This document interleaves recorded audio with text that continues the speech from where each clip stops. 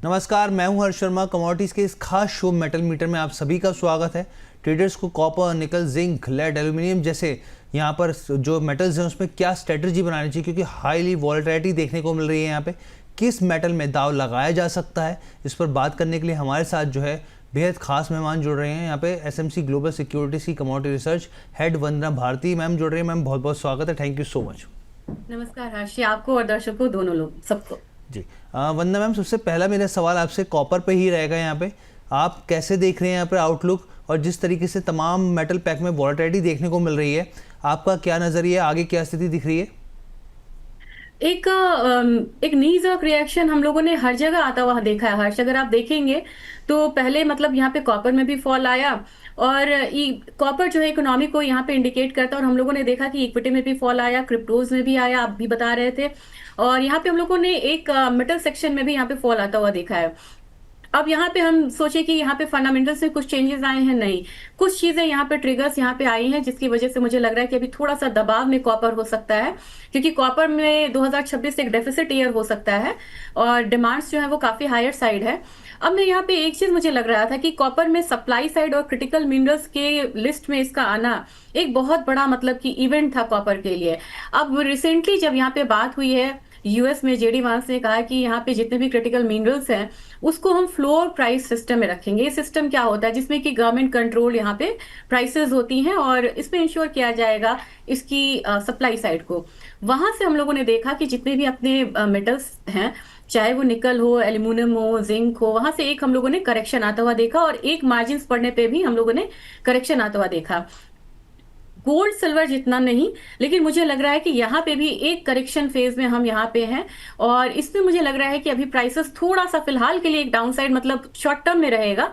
11-18 तक मुझे प्राइसेस नीचे की तरफ लग रहा है। लेकिन अगर आप कहेंगे कि आज के दिन में या शॉर्ट टर्म में यहाँ पे क्या लग रहा है, वहां पे मुझे लग रहा है कि थोड़ी सी यहाँ पे जो बाइंग है वो कंटिन्यू हो सकती है। और जो बाइंग की बात की जाए तो मुझे लग रहा है कि लेवल स्पेस्ड यहाँ पे जो भी ट्रेड है वो करना चाहिए। मुझे लग रहा है कि 1235 के करीब यहाँ पे एक्यूमुलेट कर सकते हैं। 1280 तक मुझे लग रहा है कि प्राइसेस एक रेजिस्टेंस है, वहां तक जा सकता है। लेकिन यहाँ पे बिल्कुल अपना एग्जिट क्लियर रखिए कि कहाँ पे अगर रिवर्स होती है ट्रेड तो एग्जिट होना है। ये लेवल है आपका 1210 के करीब का। ठीक है, तो यहाँ पर मैम ने कॉपर पे देखिए, यहाँ पे जो पिक अपनी शेयर करी है, यहाँ पे खरीदारी की सलाह है यहाँ पर, और 1280 के टारगेट दिए जा रहे हैं। स्टॉप लॉस जो है यहाँ पे 1210 का है, और किस भाव पे खरीदारी करनी है आपको, 1235 के भाव पर। तो इस चीज़ का आप ज़रूर ध्यान रखिए यहाँ पर मैम। लेकिन बहुत लगातार जिस तरह की चर्चा चलती आ रही थी, भाई ठीक है गोल्ड सिल्वर के बाद आप कॉपर पर देख सकते हैं, लेकिन पिछले कुछ दिनों में जो ये पिटाई हुई है, क्या अब हम लोगों को जो निवेशक हैं, जो ट्रेडर्स हैं, क्या उनको अपने थोड़े से जो सेंटीमेंट्स है वो कंजर्वेटिव कर लेने चाहिए यहाँ पर? मुझे लगता है हर्ष की वो लेवल्स को फॉलो करें यहाँ पे, और ये ऐसी चीजें नहीं है। मैंने इस गिरावट में, ये गिरावट बड़ी खास थी और बहुत लर्निंग था यहाँ पे हर्ष। आप देखिएगा पेपर मार्केट में यहाँ पे स्पेकुलेटर्स होते हैं, वो यहाँ पे मतलब एंट्री एग्जिट फास्ट करते हैं, लेकिन जब जिनको फिजिकल की रिक्वायरमेंट है उनको इस मार्केट से मतलब नहीं है। तो अब आप देखेंगे कि क्या तीन चीजें मैं यहाँ पे बता रही हूँ, चाहे गोल्ड सिल्वर हो या कॉपर हो। क्या हमारा जो लीज रेट था वो कम हुआ है? क्या हमारा प्रीमियम कम हुआ है? क्या कॉपर के प्राइसेस क्रैश होने से जितने भी एक्सचेंजेस के वेयर हाउसेज हैं वहां इन्वेंट्री की भरमार लगी है? कहीं कुछ ऐसा नहीं हुआ है।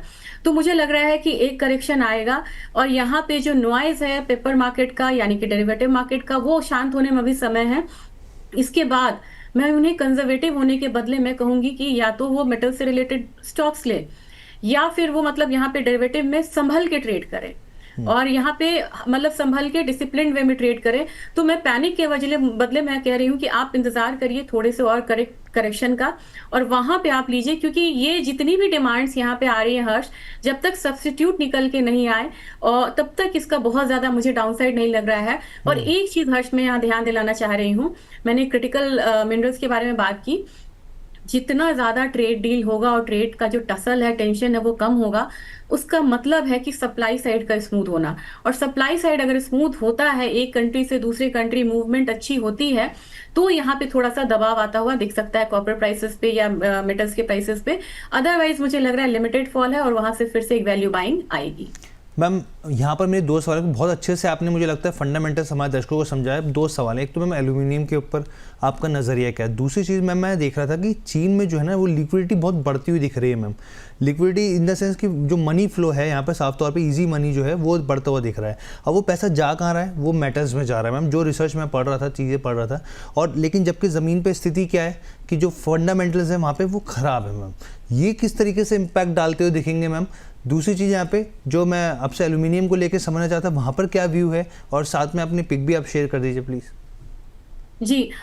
मुझे हर्ष एक चीज बताना है कि चाइना हमारा वर्ल्ड फैक्ट्री है जी। और चाइना का रियल एस्टेट सबसे बड़ा रियल एस्टेट होता है। हम्म। और वहां पे जैसे हम बोलते हैं कि नहीं कि नौकरी करना है, तो चाइना में बोलते हैं कि ठीक है, मतलब शादी करनी है तो पहले घर ले लो, मतलब हम्म। एक हमारे यहाँ होता है कि नौकरी कर लो, वहां पे होती है कि घर ले लो। तो रियल एस्टेट बहुत बड़ा फैक्टर है इमोशनली, मतलब वो अपार्ट। और वहां पे इन्होंने इतने स्टिमुलस दिए, इतना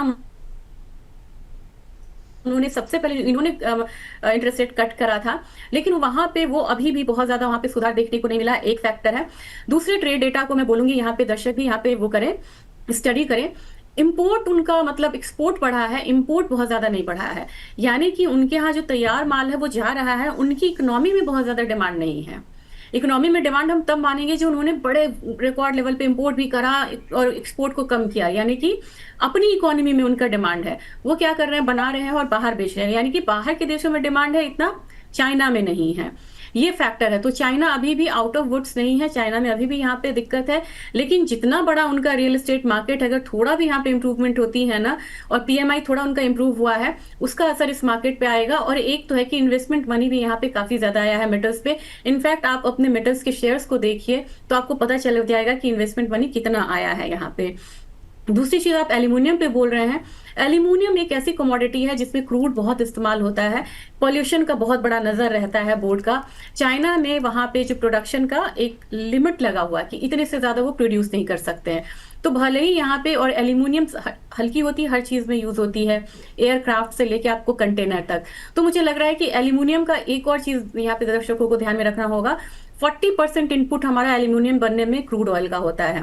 तो क्रूड ऑयल प्राइसेस बढ़ेगा तो एल्यूमिनियम ज्यादा बढ़ेगा, other as compare to other metals. Crude oil गिरेगा तो एल्यूमिनियम एक रेंज में फंस जाएगा। फिलहाल मुझे लग रहा है कि एल्यूमिनियम ने काफी अच्छी मूव एक दिखाई, बड़ी स्ट्रांग मूव आई हुई थी इस कमोडिटी में। और इसने मतलब कि आप देखें तो बिल्कुल हाइस की तरफ ये गया था।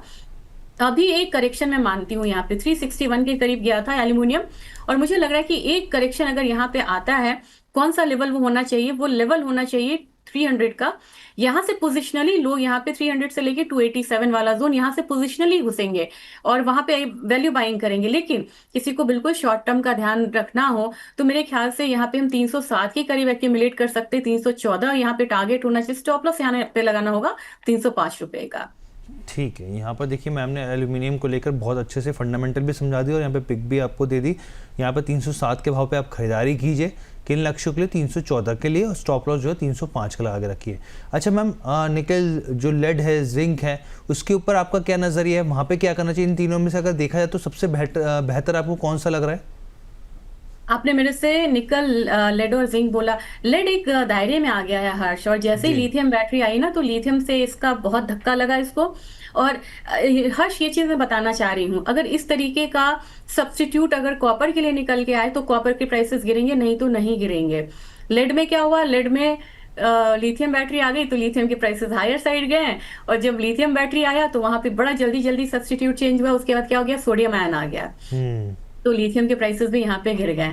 इस तरीके का कुछ होता है, तो आप अपडेटेड रहिए, दर्शक यहाँ पे अपडेटेड रहे, उसके अकॉर्डिंग ट्रेड करें और वो बड़ा अच्छा एग्जिट करेंगे और प्रॉफिट कमा के एग्जिट वो करेंगे। आप टेक्नोलॉजी पे और अपडेट्स पे जरूर ध्यान दीजिएगा। तो लेड एक रेंज में रहेगा, मुझे लग रहा है कि लेड में बहुत ज्यादा नहीं, 196 का एक अपसाइड का रेंज रहेगा। लेकिन जिंक स्ट्रॉन्ग कमोडिटी है और जिंक पे हमारे पास बहुत ज्यादा यहाँ पे स्टॉक्स नहीं है, इन्वेंट्रीज नहीं है, गैल्वनाइजेशन में यूज होता है और हमारी मार्केट में यहाँ पे इंफ्रा का भी यहाँ पे डिमांड है। तो मुझे लग रहा है कि जिंक में आप बहुत ज्यादा डाउन साइड लेके नहीं चल सकते हैं। ये ऐसी कमोडिटी है जिसने बार बार यहाँ पे अपसाइड दिया है, तो मुझे लग रहा है कि जिंक 340 के करीब यहाँ पे आता हुआ दिख सकता है नियर फ्यूचर्स में। लेकिन डाउनसाइड भी आपको जानना चाहिए, ये 310 का हो सकता है। बिल्कुल मैम, बहुत अच्छे से आपने समझाया। बल्कि लिथियम आयरन बैटरी का जब डिस्पोज किया जाता है तो उसमें से कोबाल्ट जो निकलता है वो भी बहुत इंपॉर्टेंट काम की चीज़ होती है यहाँ पे। तो बहुत सारी चीज़ें हैं जिसका ध्यान रख सकते हैं। Thank you so much ma'am, बहुत बहुत धन्यवाद, आपने अपना कीमती समय दिया। मैम डिस्क्लेमर प्लीज़ शेयर कर दीजिए। जी हर्ष, मेरी पर्सनल कोई ट्रेडिंग नहीं होती है, लेकिन मेरी सलाह पे एसएमसी में पोजीशंस हो सकती हैं। ठीक है, thank you so much ma'am, बहुत बहुत धन्यवाद। तो ये ओवरऑल दर्शकों को बताएं कि एनर्जी मीटर में ये खास जानकारी थी। आपको तमाम टेक्निकल से लेकर फंडामेंटल जानकारी हमने शेयर की। उम्मीद करते हैं पसंद आया होगा। फिलहाल के लिए इजाज़त दीजिए, बहुत बहुत धन्यवाद।